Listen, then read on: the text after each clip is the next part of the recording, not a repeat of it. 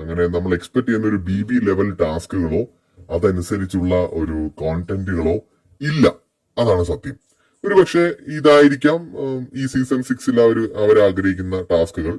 Okay, personally എനിക്ക് അത്ര ഭയങ്കര രസമുള്ള ടാസ്ക് ഒന്നായിട്ട് എനിക്ക് പേഴ്സണലി തോന്നിയില്ല. പക്ഷെ ബാക്കിയുള്ളവർക്ക് ചിലപ്പോൾ തോന്നാം കേട്ടോ. ഞാൻ എന്റെ ഒരു ഒപ്പീനിയൻ പറഞ്ഞതാണ്. കാരണം ഒരു 75-80 എപ്പിസോഡിന്റെ ഇടയിലൊക്കെ നമ്മൾ ശരിക്കും പറഞ്ഞ ഫയർ ആയിട്ട് നിൽക്കുന്ന ടാസ്കുകളും അത്തരത്തിലുള്ള കാര്യങ്ങളൊക്കെയാണ് എക്സ്പെക്ട് ചെയ്യുന്നത്. കുറഞ്ഞ പക്ഷം ഫോൺ കോൾ ടാസ്ക് ഒന്നും കൊടുത്തിട്ടേ ഇല്ല, കോർട്ട് ടാസ്ക് ഇല്ല, അങ്ങനെ ഡിബേറ്റുകളുള്ള ടാസ്കുകൾ പോലും കൊടുക്കുന്നില്ല.